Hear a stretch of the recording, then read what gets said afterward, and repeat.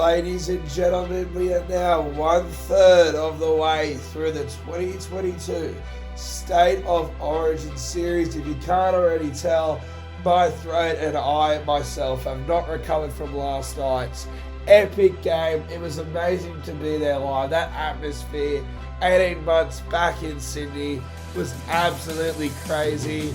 I'm a bit dusty. My throat's gone from giving the Queenslanders a bit of feedback, and those beers are not sitting right with me. But I'm a professional in the sense that I'm going to make a video as soon as possible. If you guys missed my post-match reaction, you can see that. I'll put it as a card in the top right corner.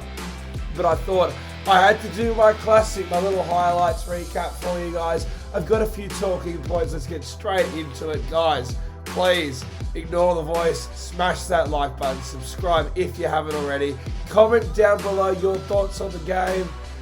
And going forward, oh my god, I'm trying not to die. And let's get straight into it.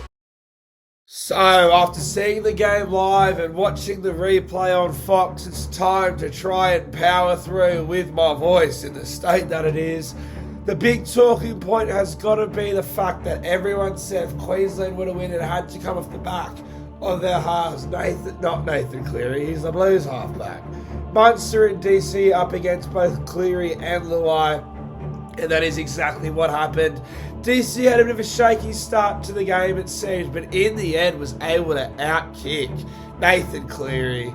But oh my god, DC did score that one try, but there is no doubt that Cameron Munster was a level above almost everyone on that field, especially in the halves. What a man. Honestly, give him the checkbook. The Dolphins, they might have to go to 1.6, 1.7 at this point. So good to see him. I thought that this season, coming off being sober, he would absolutely rip and tear, and he's done that for Melbourne. This is what I like the Dally M system, because this season I think he's been the best player, but he doesn't even sit in the top 10 because Pappy was having such a good start to the season. But anyway, he definitely deserved that man of the match tonight. There are a few others, we'll get to them in a minute. DC, I thought he was the second best half on the field. Nathan Cleary definitely had his worst game in some time. Still wasn't awful. Probably only about a 5-6 out of 10. His kicking game was just off. I think that DC was able to outkick him and Cleary was lacking a little bit. But I think that comes down to pressure. It may not come across the way on TV, but Queensland were absolutely knocking and making sure Cleary got to the ground after every time he kicked the ball. As there was really no pressure on DC, and even Ben Hunt and Cameron Munster had some great kicks, so it wasn't all Cherry Evans. I did think, though, that Munster and DC were the two best halves on the field, even if it was Munster was a 10, DC was about an 8.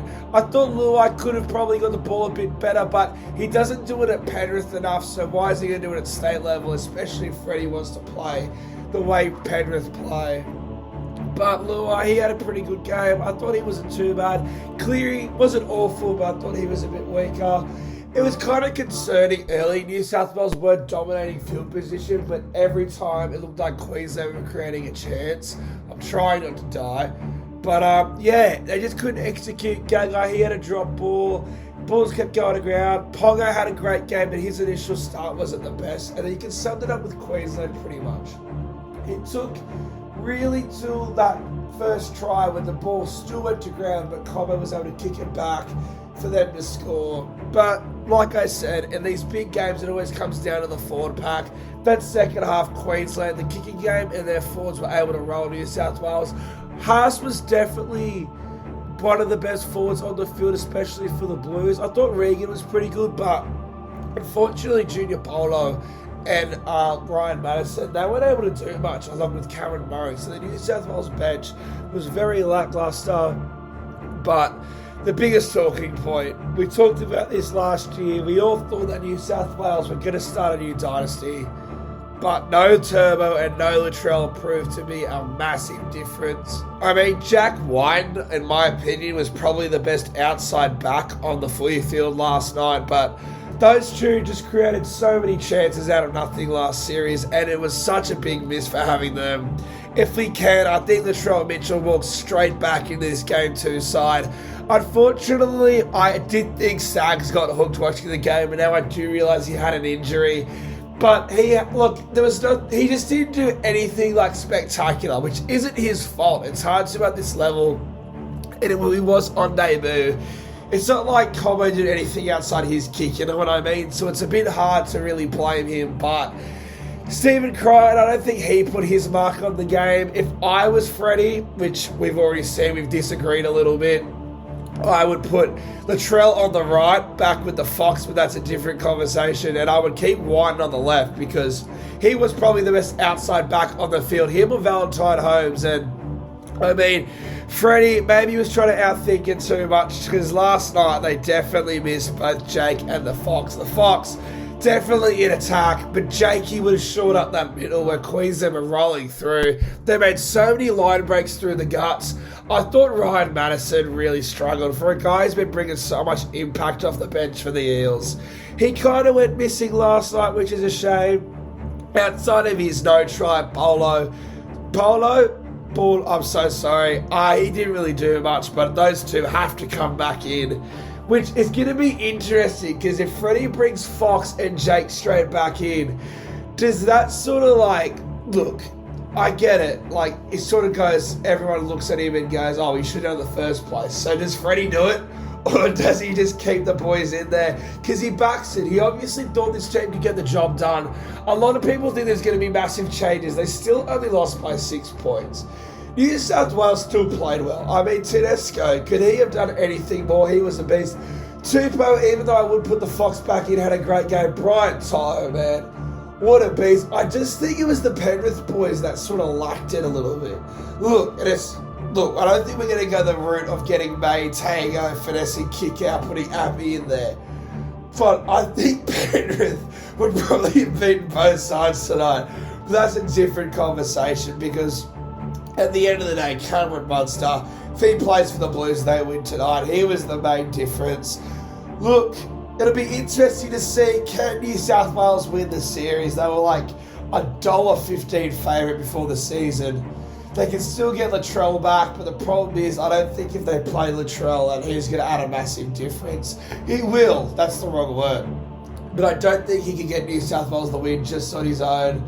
Look, I'll post my teams for next week. The Queensland one's not going to change it or really cover the Coates injury, which, I mean, God, you put Cable in the centres because he was amazing. But as I'm trying not to die here, the New South Wales team will be very interesting. He went very different to my Game 1 team, so I think my team, I may as well just copy and paste that one back in. But I still think the Blues can win this series. Queensland are definitely favourites now going into Perth.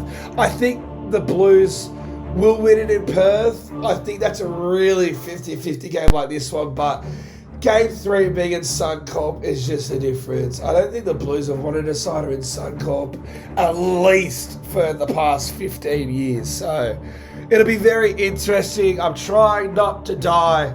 But man of the matches, Cameron Munster, he was best for Queensland. Jack White and Tedesco, they were best for New South Wales. Paddy Carrigan, what impact off the bench. Him and Payne Haas were the best forwards on the field.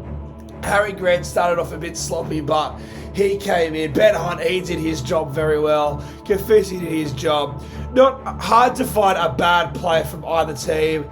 Just like, it was just players who kept quiet, like your Polos, your Tarek Simses. Even your Cameron Murray's were a bit quiet. Isaiah Yeo, who's been the best player in the competition along with Munster this season, was also very quiet. But you guys are probably getting ear cancer from listening to me. So I'm going to head off. Guys, in the comments section, let me know your thoughts about Origin 1. Can New South Wales win Origin 2? Can they still win the series? Smash that like button and subscribe if you haven't already. Let's try and hit 3,000 subscribers by game to kick off.